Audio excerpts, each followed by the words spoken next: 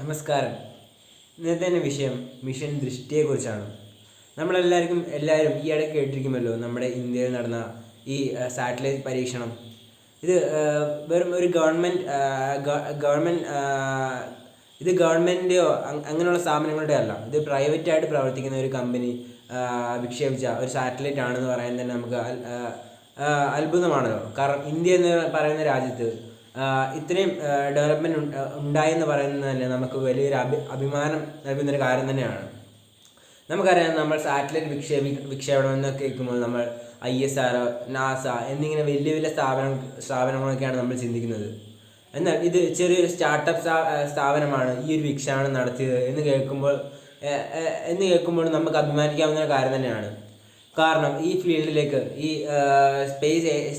Space ഫീൽഡിലേക്ക് ഇങ്ങനെയുള്ള private ഏജൻസികളെ കയറി വരിക എന്ന് പറയുന്നത് ചെറിയ കാര്യമൊന്നുമല്ല. അത്രത്തോളം കഴിവും അത്രത്തോളം ഡെവലപ്മെൻറ്റും വേണ്ടൊരു മേഖല തന്നെയാണ് ഈ സ്പേസ് ഏജൻസി എന്ന് പറയുന്നത്. അപ്പോൾ ഈ മിഷൻ ദൃഷ്ടിയെക്കുറിച്ച് ഞാൻ പറയുകയാണെങ്കിൽ, ഈ മിഷൻ ദൃഷ്ടി എന്ന് പറയുന്ന ഈ സാറ്റലൈറ്റ് എന്ന് പറയുമ്പോൾ SpaceX Falcon 9 കൂടെയാണ് വിക്ഷേപണം നടത്തിയിരിക്കുന്നത്. ഇത് വെറും ഒരു സാറ്റലൈറ്റ് അല്ല. ഇതിന് പ്രത്യേകതകൾ വേറെ നിരവധി ഉണ്ട്. അപ്പോൾ ഇവയാണ് ആദ്യ സാറ്റലൈറ്റ് എന്ന് പറയുമ്പോൾ ഈ സാറ്റലൈറ്റിൽ സാധാ ഇമേജിങ്ങും പിന്നെ ഇത് നമ്മുടെ ഈ റേഡിയോ വേവ് വെച്ച് ഇമേജിങ്ങും ഉള്ള ടെക്നോളജി വെച്ച് ബഹിരാകാശത്തേക്ക് പോയ ആദ്യത്തെ പേടകമാണെന്ന് വേണമെങ്കിൽ നമുക്ക് പറയാൻ സാധിക്കും. അപ്പോൾ ഇവ അന്തരീക്ഷത്തിൽ ഒരു സീക്രട്ട് കണ്ണുപോലെയാണ് പ്രവർത്തിക്കുന്നത്. എന്ന് വെച്ചാൽ ഇത് സാധാരണ എല്ലാ സാറ്റലൈറ്റ് പോലെ നമുക്ക് ചിത്രങ്ങൾ പകർത്തരും. അതുകൂടാതെ ഇവ ഒളിഞ്ഞിരിക്കുന്ന ചിത്രങ്ങൾ വരെ നമുക്ക് പകർത്തരും എന്ന് വേണമെങ്കിൽ പറയാൻ സാധിക്കും.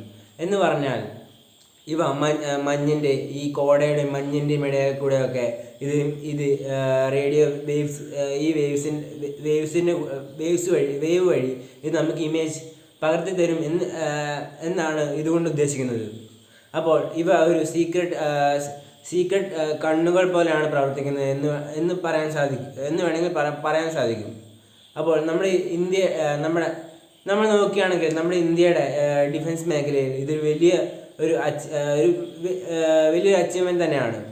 കാരണം നമുക്കറിയാം, ഇത്ര കാലം നമുക്ക് അങ്ങനെ ഒരു സാങ്കേതിക വിദ്യ നമ്മൾ ഇതുവരെ പുറത്തിറക്കിയിട്ടില്ല. അപ്പോൾ ഇത് ഇന്ത്യയുടെ സുരക്ഷിതത്വം കൂട്ടുകയേ ചെയ്യുകയുള്ളൂ. അപ്പോൾ ഇങ്ങനെയുള്ള കാര്യങ്ങളെയൊക്കെ നമ്മൾ നോക്കുകയാണെങ്കിൽ ഇത് നമുക്ക് വളരെയേറെ ഉപകാരപ്പെട്ട ഒന്നാണ്. ഇനി ഡിഫൻസിന് വേണ്ടി മാത്രമല്ല നമുക്കിത് ഉപയോഗിക്കാൻ സാധിക്കുക. നമ്മൾ നോക്കുകയാണെങ്കിൽ പിന്നീട് നമ്മൾ നോക്കുകയാണെങ്കിൽ ഈ കൃഷി മേഖലയിലൊക്കെ നമുക്കിത് ധാരാളമായി ഉപയോഗിക്കാൻ സാധിക്കും. പിന്നെ നമുക്ക് ഈ നാച്ചുറലായി ഡിസാസ്റ്റർ സംഭവിക്കുമ്പോൾ, അതായത് ഈ മണ്ണിടിച്ചിൽ, പിന്നെ എന്തെങ്കിലും പിന്നെ സുനാമി, അവയിലൊക്കെ നമുക്ക് നേരത്തെ തന്നെ നമുക്ക് മുൻകരുതൽ തരാൻ ഈ സാറ്റലൈറ്റ് നമ്മളെ സഹായിക്കുന്നതാണ്. പിന്നെ അതുകൂടാതെ തന്നെ നിരവധി വേറെ കാര്യങ്ങളും നിരവധി ഇതുകൊണ്ട് ഉപകാരമുണ്ട്. പിന്നെ നമ്മൾ യുവാക്കൾ ഇത് എങ്ങനെ കാണണമെന്ന് വെച്ചാൽ, നമുക്കറിയാം ഇതൊരു പ്രൈവറ്റ് ഏജൻസി, അതായത് ജസ്റ്റ് ഇപ്പോൾ തുടങ്ങിയ ഒരു സ്റ്റാർട്ടപ്പാണ് ഇത് വിക്ഷേപിച്ചത് എന്ന് നമ്മൾ ചെറുപ്പക്കാരെ നോക്കേണ്ടതുണ്ട്. അപ്പോൾ നമ്മൾ ചെറുപ്പക്കാർ ഇതെങ്ങനെയാണ് നടത്തിയതെന്നും ഇതിൻ്റെ ടെക്നോളജി എങ്ങനെയാണെന്നും കണ്ടുപിടിച്ച് നമ്മളാണ് നാളത്തെ തലമുറ എന്നുകൊണ്ട് നമ്മൾ ചിന്തിച്ചുകൊണ്ട് വേണം നമ്മൾ പ്രവർത്തിക്കാൻ. അപ്പോൾ ഇങ്ങനെയുള്ള പ്രവർത്തനങ്ങൾ ചെയ്തുകൊണ്ട് വേണം നമ്മൾ ഇന്ത്യയെ മുന്നോട്ട് നയിക്കാനും. അപ്പോൾ നമ്മൾ പണ്ടൊക്കെ എന്ന് പറയുമ്പോൾ ഇന്ത്യ എന്ന് പറയുമ്പോൾ മറ്റു രാജ്യങ്ങളെ ഫോളോ ചെയ്ത് മറ്റു രാജ്യങ്ങളെ പിന്തുടർന്നാണ് പോയിക്കൊണ്ടിരുന്നത്. അതായത് വലിയ ഡെവലപ്ഡായ രാജ്യങ്ങൾ ആയ അമേരിക്ക, ചൈന എന്നീ രാജ്യങ്ങളെ ഫോളോ ചെയ്തുകൊണ്ടായിരുന്നു നമ്മൾ പോയിക്കൊണ്ടിരുന്നത്. പക്ഷേ ഇന്ന് നമ്മൾ നോക്കുകയാണെങ്കിൽ ഇന്ന് നമ്മുടെ ഇന്ത്യ എന്ന് പറയുമ്പോൾ താഴെത്തട്ടിലല്ല, ഏറ്റവും മുന്നിൽ തന്നെ നമ്മൾ നയിച്ചുകൊണ്ട് പോകുന്നവരാണ് എന്ന് വേണമെങ്കിൽ നമുക്ക് പറയാൻ സാധിക്കും. അപ്പോൾ ഇതൊരു ചെറിയ കാര്യമല്ല, ഇതൊരു വലിയ കാര്യം ആണ് എന്ന് പറഞ്ഞുകൊണ്ട് ഞാൻ എൻ്റെ പ്രസംഗം നിർത്തുന്നു. നന്ദി.